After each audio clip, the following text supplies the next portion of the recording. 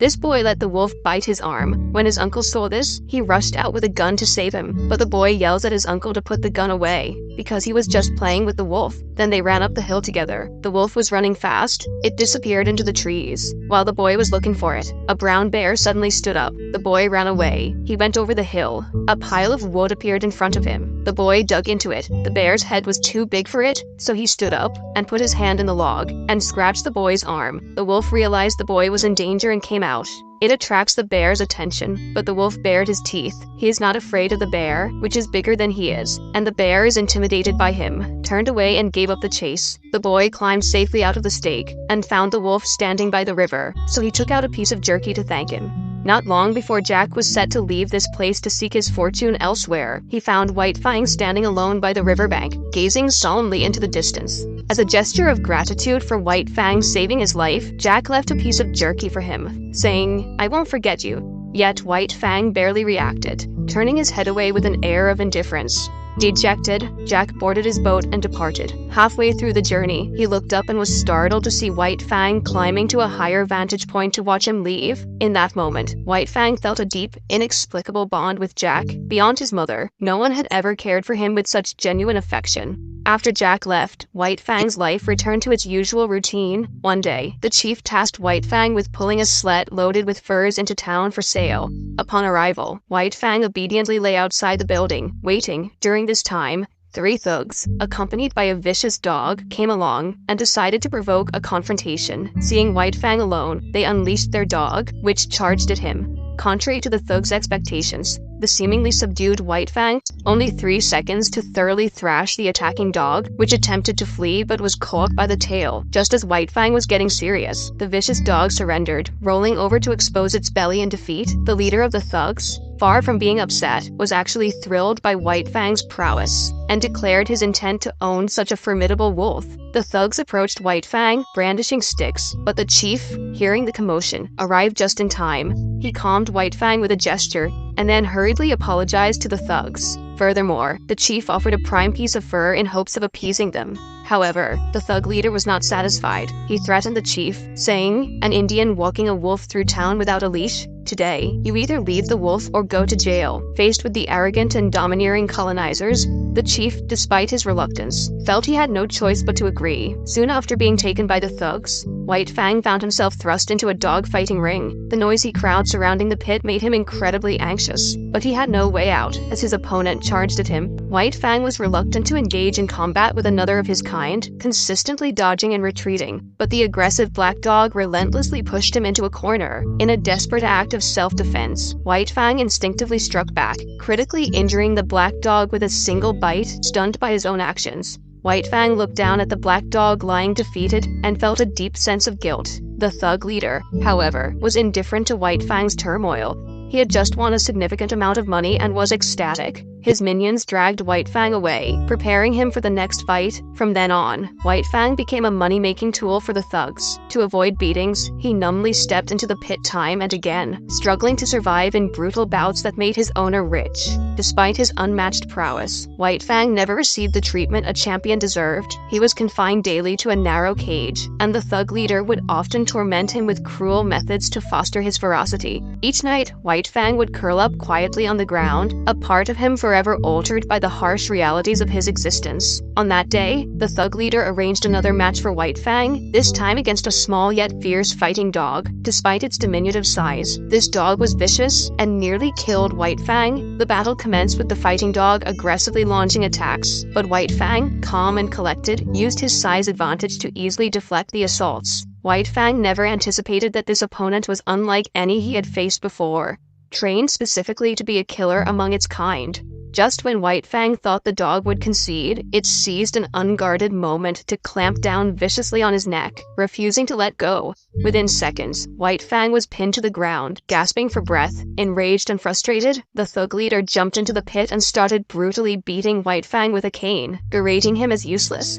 At that critical moment, the thug was suddenly pulled down. Before he could react, a gun was pressed against his chest. A group of people stormed the arena, one of them using an iron rod to pry the fighting dog's jaws open. The leader of the group, a young man, without a moment's hesitation, lifted White Fang and carried him out of the pit, back at the hotel. The young man tenderly dressed White Fang's wounds, saving his life. It was only then that White Fang realized the young man was none other than Jack, whom he had not seen for years. White Fang looked at Jack, but there was no joy in his eyes, only a reflection of the deep scars within. Jack, noticing the profound change in White Fang, sat worriedly, unable to fathom what horrors White Fang had endured over the years.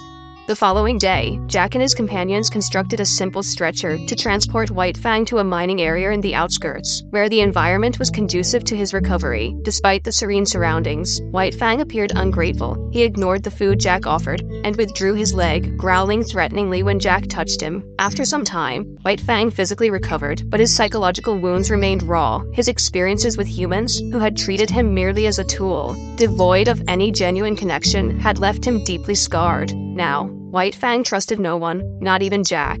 White Fang even considered escaping, but his chain was tangled around a chair. As Jack approached to help him, White Fang crouched low, ready to attack. Hesitant, but believing that White Fang would not harm him, Jack resisted his fear and slowly extended his hand. Unexpectedly, White Fang bit him, causing blood to spurt from the wound. Jack quickly pressed against the injury to stem the bleeding, enduring the pain and softly telling White Fang, "It's okay, I know you didn't mean it." White Fang locked eyes with Jack, his gaze filled with hatred and fear. He remained on high alert, never relaxing his guard, even as Jack backed out of the room, leaving White Fang alone with his turmoil. Despite the setbacks, Jack never lost hope. Each time he tried to approach White Fang, the wolf would keep his distance, but Jack remained convinced that this was not White Fang's true nature. He believed that, someday, his sincerity would heal the emotional wounds White Fang had suffered. Over time, and through persistent efforts, White Fang began to lower his guard around Jack, taking a risk of being bitten again. Jack held a piece of jerky in his palm. Although tense,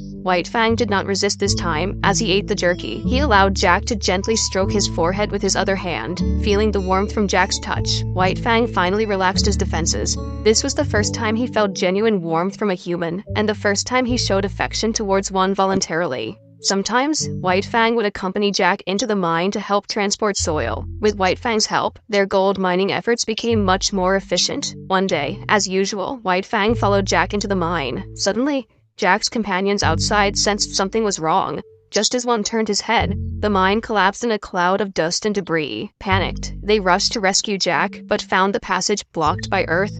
White Fang frantically dug through the dirt, and with the help of Jack's companions, who set aside their mining lamps to assist, they quickly opened a small tunnel through which they found Jack, who had narrowly escaped death. Exhausted, Jack sat at the tunnel entrance, with White Fang anxiously guarding him, fearful of any further danger. When Jack noticed the dirt on White Fang's paws, his initial shock turned into joy. He and his companions ventured back into the mine and discovered that the deepest part of the stone wall was studded with twinkling gold. It turned out that in the process of rescuing Jack, White Fang had inadvertently uncovered gold hidden within the rock wall. Soon, all the gold was excavated. Lightly stroking White Fang, Jack expressed his deep gratitude for the wolf's crucial help.